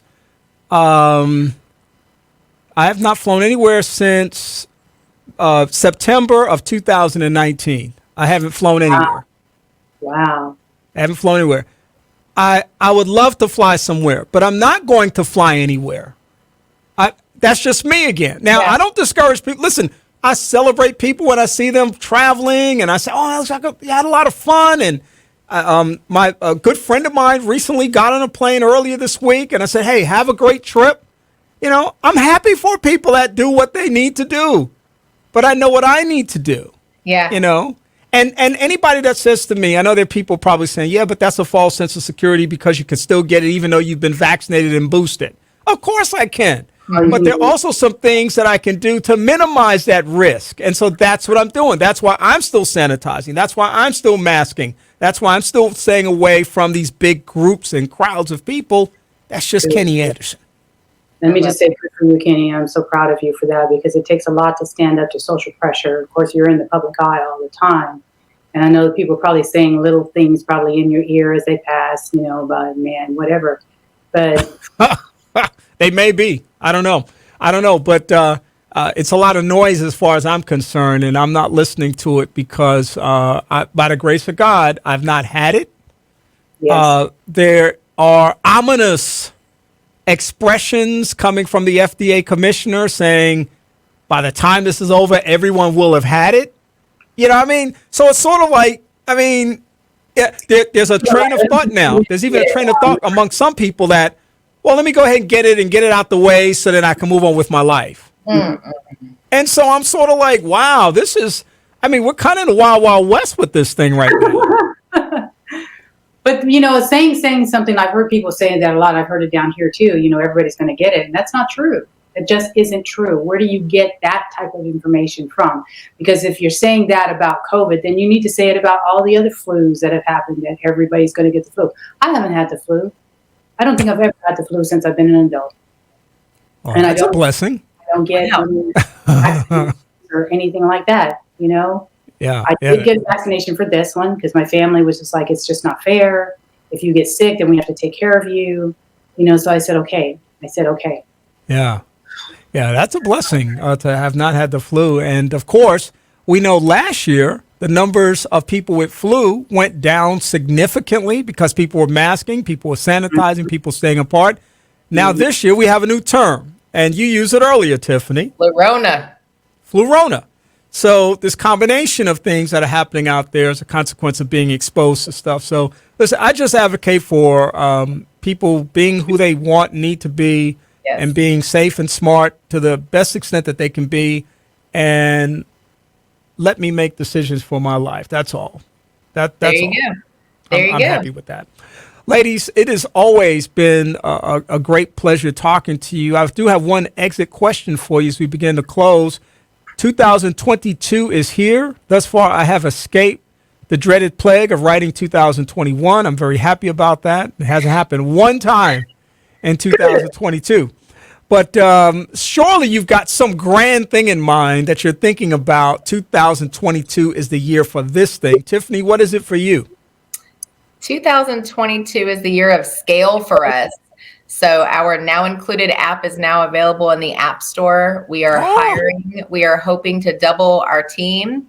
We are expanding, of course, into DC. Love and Marriage Huntsville is actually also expanding into DC. And so there are tremendous opportunities for us to continue to reach people in a real way. And, you know, like we keep saying, to each its own, everyone needs to be educated and empowered so that they can make accurate and good health decisions. And so it is our year of scale. Maybe it's our year of scale in the Whitlow household. My husband could kill me later, but maybe there'll be an addition or something. I don't know. Yeah. I was like, we either need to do it now or never do it, and we're never going to talk about it again. Wonderful. Wow, that almost sounded like an exclusive. So I don't know. Let's keep our eyes open and stay tuned. Felicia, what's happening in 22 for you? Well, Kenny, when I was in your leadership class there, I was challenged because you said 22 is about to open the door, and what are you going to say when the door opens? And I thought about that and thought about it, and I put down a couple of things that I want to do. Number one, before I started this whole move and getting my house packed up and everything, I was working on, I would call it, I was working on some classes that I wanted to present to the world on vertigo because I had experienced vertigo. And I got through pretty much most of the classes. They were ready to film, and I lost my film person, and then we packed up our house. And I just found all my stuff like about 3 weeks ago. I was like, oh man, I really need to finish that. But that's not number one on my list. I put it as number 3. Number 1 is to understand cryptocurrency, to become very fluent, to understand what's going on with Coinbase, what's going on with blockchain. And I am immersing myself in that because I totally believe that we are at a point of where the internet was years ago when it first started and people didn't understand what was going on. People don't understand what's happening now with virtual currencies and cryptocurrency, et cetera, et cetera. So I'm just beginning to learn my language, just beginning to learn what it is that I need to do. And the second thing that's really important to me, I forgot. It really wasn't that important. Well, no, it was like I just got 2 of those definitely in my head, but you know, you got 11 months to bring it back to memory. I remember what it is. Become fluent in Spanish. Become fluent in Spanish by the end of the year. Oh, nice. Yeah. Nice. Yeah. I've hired a tutor, and I'm also on Duolingo. If anybody likes to use that app, it's a great app. I'm learning so much on it. So, what is it called? Duolingo. Duolingo. They are very, very good, and I'm really learning so much from them. And I'm starting to speak Spanglish. Well, we'll see how that goes. Maybe we'll shoot a few words out as time goes on. You know, believe it or not, one of my goals, not necessarily for 2022, is to learn Spanish, but I took Spanish in high school and college, and I had a really nice little foundation. I was never conversational in terms of any kind of fluency, but I think I had a really good foundation. If I had stuck with it at that time, I probably would be pretty good right now. But because I work in a office of diversity, equity, and inclusion, and because our Hispanic population has grown from 10 to 16%, I feel a real motivation to really learn the language. And I am also committed to that. That's why I was asking what was the name of that app. I definitely need to check that out. And I'm also looking into the best method of, either having a tutor or taking some classes or something else. But like I said, we may be able to hold our own at some point in terms of conversation. That would be wonderful. And, just start practicing around town is what I would say, because before I left, I started practicing my Spanish on Hispanics, and you would see the look of surprise in their face and like, wow, somebody's talking to me in my language. Wow. It's a compliment, actually. Yeah, it's pretty fascinating. Tiffany Whitlow, Felicia B.Y.O.U, they're the ladies of the Women in Power panel. We're always happy to talk with them, and I look forward to talking to you ladies again in the near future. Thank you, Kenny. Bye. Thanks for having us. All right. Have a great day. Okay. Bye. All right. The ladies of the Women in Power panel join me quarterly for conversation and perspective on a variety of things. Great conversation with them today. We're going to come back in just a moment with our final segment, and I hope that you hang around, folks, because you don't want to miss it. I'm Kenny Anderson at Second Chance. I hope that you're having an amazingly fantastic day.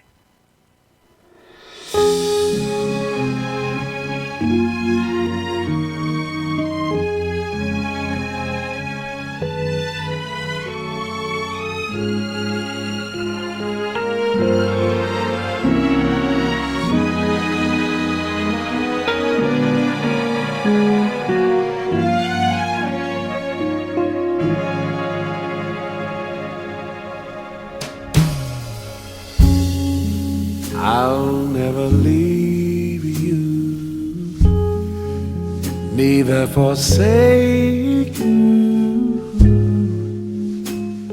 No matter what you're going through, I have good news for you. I'll be with you always. I'll never leave. Oh, na, na, na, na, na. No matter what you're going through, no matter what you're going through, I got some good news for you. I'll be with you always. And when trouble comes and there's no other place to run, just look to me. With a whisper of a prayer, I'll be with you. I'll never leave. I heard him when he said it. Neither forsake you. No matter what, no matter what, no matter. Lord have mercy. I'll have good news for you. I'll be with you in stormy weather. God told me to be His pleasure. I want to take care of you. Trust me, I'll be with you.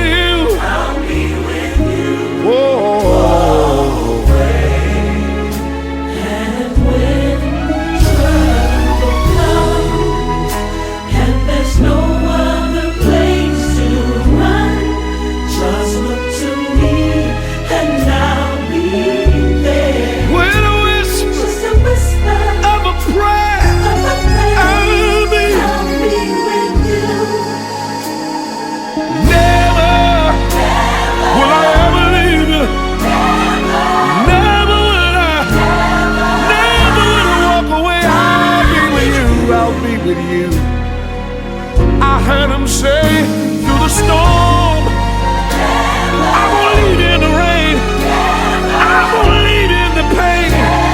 I'll be with you. No matter, no matter, no matter, no matter. No matter what you need, I don't care what you need. All I want is a change. No matter what you're going through, I'll be right there. I have good news. I'll be right there for you. I'll be with you. I'll be with you. How long? Always. Oh, I'll be with you. I'll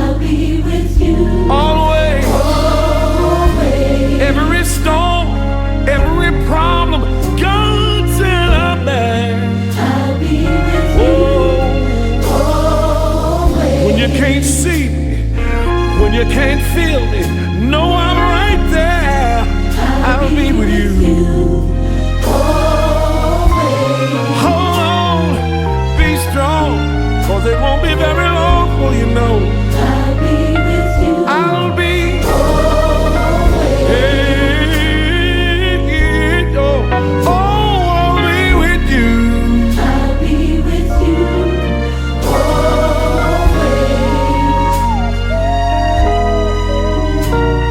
You said I will be. I'll be with you always. I'll never leave you, neither forsake you. No matter what you're going through, I have good news for you. I'll be with you. I'll be with you always.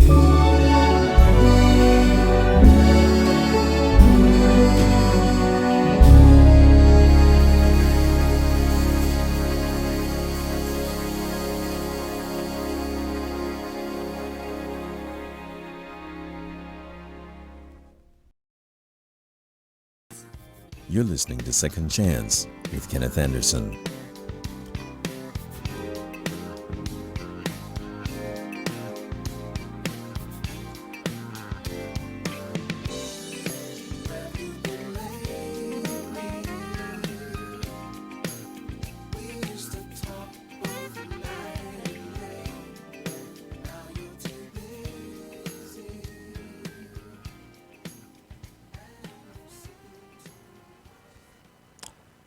Welcome back to the broadcast. I hope that you enjoyed my conversation with the ladies of the Women in Power panel this afternoon, talking with Felicia Beaulieu, as well as Tiffany Whitlow, catching up with the ladies on a lot of different things that are happening in their lives in the world, largely centered around the pandemic that we're in, but other things as well, as we forge ahead in the brand new year. Waiting patiently in the wings is Vicki Morris. She is the founder of Face-to-Face Marketing, and of course, she joins us for a segment that we call B.Y.O.B, Be Your Own Boss, and provides perspectives on best practices as it relates to business. Welcome to the broadcast, Vicki. Thank you. Thanks for having me here today, and Happy New Year. Well, Happy New Year to you. How's the new year been to you so far? It has been very busy. I thought the holidays would give me a little bit of time to just kind of catch my breath and kind of ease into things. But being in business for yourself and you have a busy time, this is a good thing. So it's been busy, but it has been good. Yeah, well, absolutely. I mean, when you think about some of the challenges that we've had over the last couple of years and some of the ways that people have experienced life, I never shy away from busy. Now, I like to contextualize it and say that I'm creating balance in that busyness, but being busy certainly is indeed a good thing. And that's a great segue into our conversation today, because part of being busy is done with the goal of becoming successful. And success has a formula. Success is not something that happens by accident. Success comes through mindful, thoughtful preparation, and we thought we'd have a little conversation about this today around a variety of things. And Vicki, one of the foundations of preparing for success in life or any other aspect is setting goals. Talk to me a little bit about the importance of goals and how does one go about mindfully prioritizing those goals? Okay, I have invested a lot of time for myself personally in setting goals and coaching and all of those things. And one of the things that just rang true is a goal without parameters and milestones is just a dream. And, you know, that dream can turn into a nightmare. But if you have things in place to help you stay accountable and to push you and to help you prepare and to help you, as they say, take to eat the elephant one bite at a time, then those goals can start materializing and you can see your way to the success you're wanting to do. And that's one of my focus areas this year is controlling the narrative for me. And a part of that is understanding my goals, where I want to be, seeing the vision I have for myself, for my company, and what am I doing actively every day, every week, every month, every quarter to get to those goals. Even if I have to extend that timeline because of different things that I may not have been able to foresee, or just think changes in the environment that require I extend that timeline, that's okay. The fact is I need to have a plan and actively work that plan every day, and don't accept excuses even from myself. We're clearly in the business space, and we're talking about, being your own boss and being successful in the business ecosystem. But one of the things I've always appreciated about conversations about goal setting is that it is transferable to many different experiences in life. So, we're originating this broadcast from Oakwood University. So there's a lot of students perhaps listening in this afternoon. We've got multiple colleges of higher education and universities right here in Huntsville. We've got a strong public school system. We've got a lot of students out there. Goal setting is valuable for them. We've got a lot of people in terms of their own perspectives in life as it relates to establishing hobbies, relationships, spiritual journeys, and more. Goal setting is just one of those fundamental aspects of life. Wouldn't you say so? Absolutely. And I am really, really honing in on that with a laser focus for myself this year. And, as I'm doing more and more study about it and developing my own goal setting path, I'm seeing that I can, as I'm learning, I can share what I'm learning, because there may have been other people who may have thought about that like me before. It's like, okay, this is what I want to do, and I'm going to piddle around here and piddle around here and piddle around here and see what happens.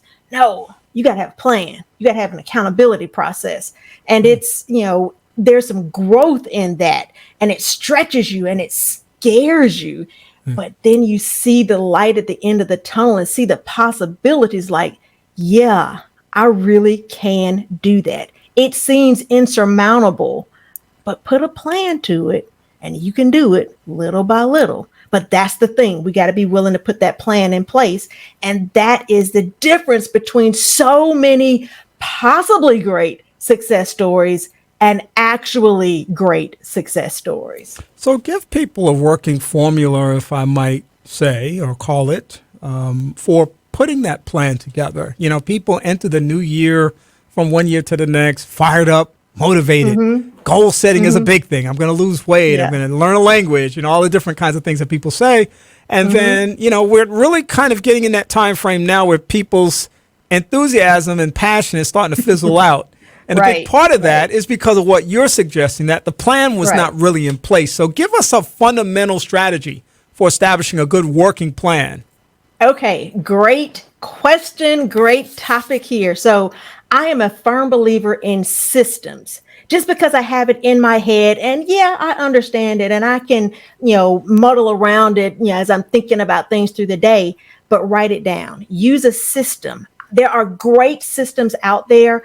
And this is not a plug. It's not, I'm not getting paid for any of this, but there are systems. One of the systems I use is called Airtable. It's a free program, and it helps you organize your thoughts and things that need to happen. You can have some if this, then that scenarios, so that if this has happened, then this needs to happen. Getting your trainings organized. I would invest in getting some training. Look up some topics on organization, understanding SMART goals, understanding what they are and how to apply that acronym to what you are doing. And I'm sure that those acronyms are going to escape me. But if you're listening, this is what I want you to do right now. Type in SMART goals in your Google search and look it up and find what those are and apply that to a goal that you have. Someone once told me, if you can't measure it, you can't manage it. So if you have a goal and it's like, oh yeah, I'm headed toward my goal, but you have no metrics in place to measure it, how do you know how close you're getting to your goal? So plan it out. do some study and to get organized, writing it down. There is some magic that happens when you actually write it down. There's a connection between what is set in and baked in your memory when you go through the process of actually writing. Pen and paper writing. Typing is great. Voice typing is okay. But writing it down, there's a connection that just solidifies it, hard bakes it into your brain. And so these are simple things that we all learned in grade school, but yes, they actually work. Dust those things off and try to get back into that habit of writing those things down. Now, okay, yes, SMART goals: specific, measurable, attainable, relevant, and time-based. Thank you for that little help in the sideline there. But that's a great way to just start getting yourself accountable. And I would challenge you to hire a business coach. If you're serious about growing your business, you need a coach. Nick Saban does, and I've said this before, Nick Saban does not go and get people that need motivating and are not at the top of their game. He coaches people that are at the top of their game. If you're at the top of your game in your business, get a coach. I dare you. See what happens. And I'm going to say this because it's not for Vicki to necessarily say it, but I'm going to say this because it's important. She was just talking about educational classes and courses that you can take. A lot of people start thinking automatically, how much money is it? And I remember years ago, in fact, that when Tony Robbins first kind of exploded on the scene and how people would spend multiple thousands of dollars to go to a Tony Robbins seminar, and they'd come back with lots of material. And Tony, as a result of sitting at Tony's feet, you're going to become a brand new person. And, for many people, of course, they may have applied that. But for a large number of people, those things have been lost in history. Mm-hmm. And so I simply want to advocate for something that Vicki provides once a month. It's called R.I.S E. It's an opportunity to go into a free professional development networking environment. I'm going to advocate for something I do, which is called First Wednesday, which takes place this coming Wednesday. It is a free professional development seminar. There are people like Vicki and I who don't mind sharing our vast resources with people. And Vicki, for me, I have well gone beyond the point of being disappointed because the room was not full. I focus on the fact that the people that are there are the people who are supposed to be there, and they're going to benefit from the experience. Not because we're special, but because we have decided to invest in the development of other people. So thank you for what you do on a regular basis, Vicki. And I think that is important to let people know that, because you have resources out there that you can plug into based on what Vicki is saying. Yeah. And even just as simple as that, if you start looking at SBA and the things that they are putting money into. And one of the things that, we're going to talk about in a little bit, Innovate Huntsville, one of the programs that I'm going to have in there is this seminar called Ideas to Income. And it's all about a free series of courses, digital courses that SCORE has put together. And SCORE is an organization funded by SBA. It's a national organization. The whole point of it is to set up small businesses with mentors. This 12-module course walks you through starting a business. I don't care if you've already started your business, you're thinking about starting a business, or maybe it's just kicking around the idea you'd like to be around people in business. This is a great series of courses that you can take about getting the structure set up. If you don't have your infrastructure set up correctly, you're bound for failure at some point. This is a great thing to do, and it's free, and it's designed to go at the pace with a mentor. The Catalyst Center here, and they have no idea that I'm saying this about them, but they have free business coaching. I'm a coach with the Catalyst Center that you can come to and ask ask any question about business. They have coaches that will help you get set up on a plan to help you reach your goals. Having that accountability is something that some of us kind of take for granted sometimes. And I was probably one of those people earlier on in my business that I didn't need this and I didn't need that and I didn't need this accountability. I can do it and, Shira and all of this stuff. But no, we need that accountability. We need that plan. We need somebody to coach us and guide us.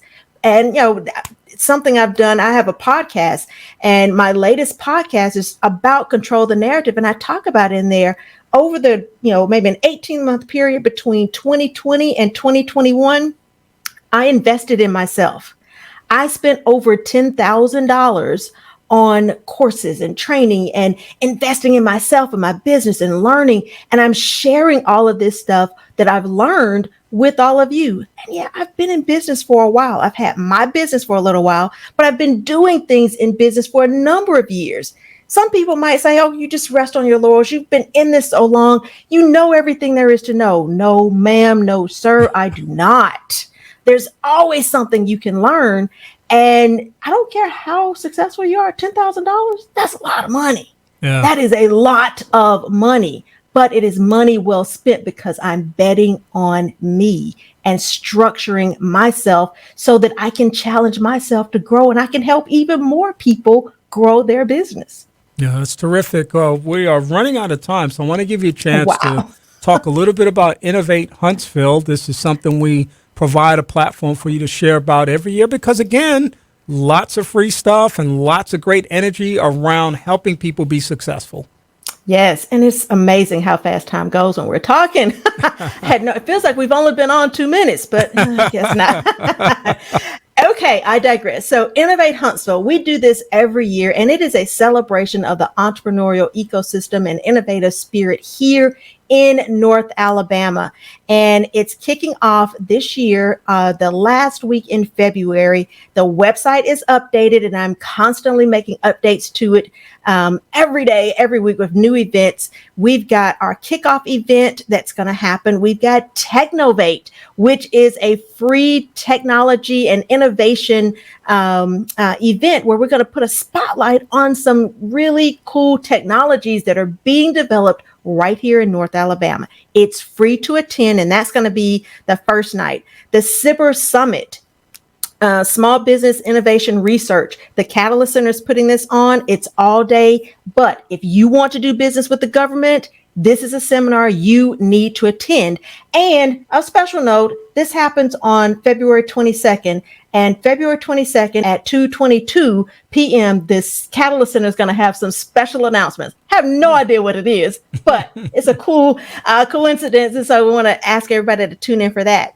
SBDC, Small Business Development Center, and the College of Business at UAH is putting on this seminar, Don't Do This. Things that you should not do when you are starting your business. Free seminar.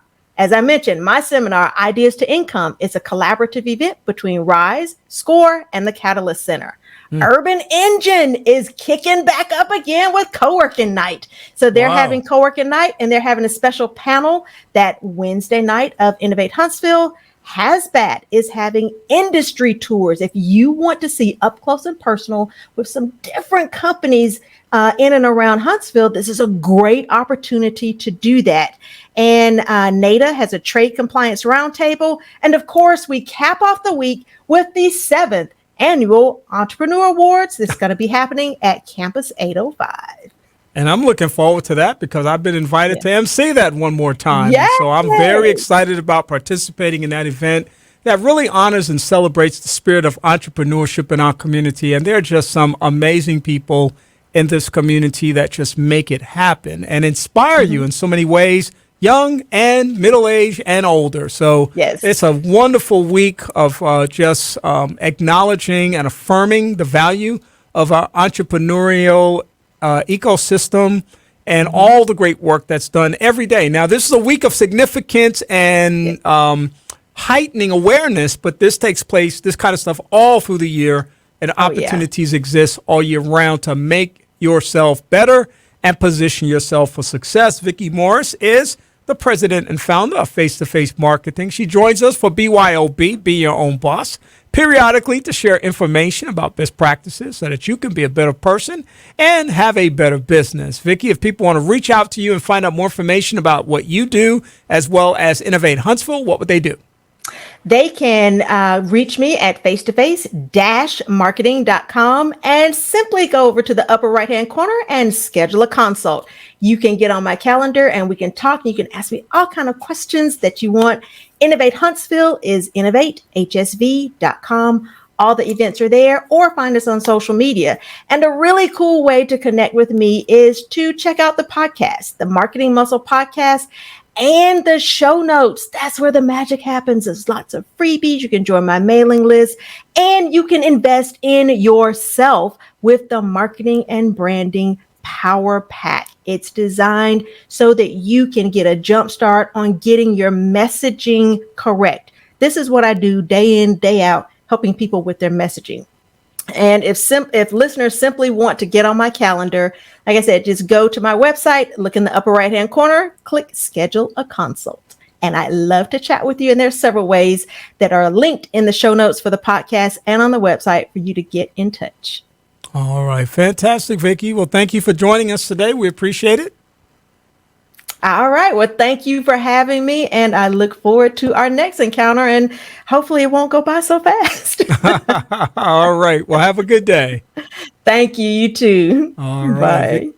Vicki Morris joins us for BYOB, Be Your Own Boss. She shares information about best practices related to owning your business and running your business effectively, and also, of course, personal development. And we appreciate her being here.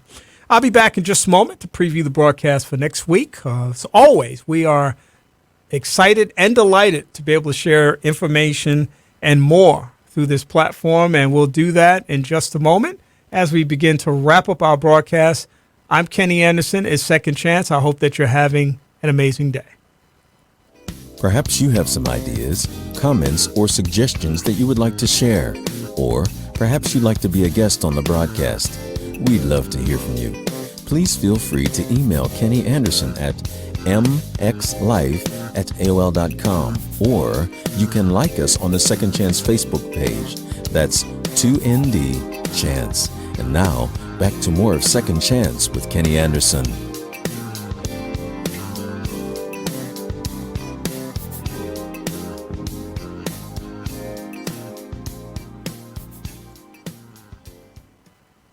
A big thank you to my guests this afternoon, as well as you who tuned in and listened on 90.1 FM, you who tuned in on WJOU.org, and those of you who joined us on Facebook Live. We truly appreciate you being part of our conversation today. Reimagining Our World with Appreccia Faulkner, the founder of Global Strategists Association, based in Chicago, Illinois, joining us for perspective and context on a variety of different things. Dr. Patricia Sims, the president of Drake State Community and Technical College, Dr. Marina Kingsbury, the director of sponsored programs at Drake State, and Kevin McGaw, the acting deputy associate administrator for STEM engagement program at NASA Marshall Space Flight Center. The Women in Power segment with Felicia Beaulieu and Tiffany Whitlow, and then Vicki Morris, the president and founder of Face-to-Face Marketing and the host of Regional Innovators, Sustaining the Ecosystem.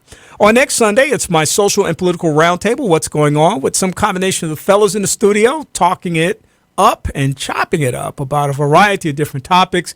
We look forward to bringing that to you live next week on Facebook Live, again, on the Praise 90.1 FM Facebook page, as well as the Second Chance page. That's the number 2ND Chance. And then my personal page, Kenny Anderson. And then also you can check it out at 90.1 FM if you're local, or WJOU on the net if you happen to be in a remote area. In the meantime, I hope that you have a great rest of the week. Remember, as always, knowledge is better than riches. Have a great afternoon and a great week. And we'll talk to you again soon. Bye-bye. Thank you for tuning in to Second Chance.